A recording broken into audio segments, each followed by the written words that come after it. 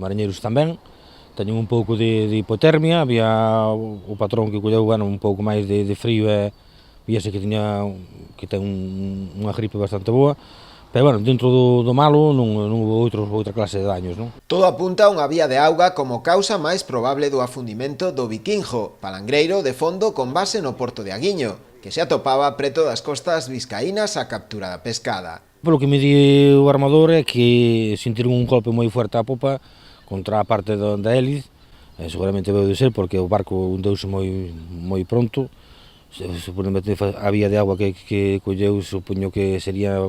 polo hélice, diría un tronco ou calquera objeto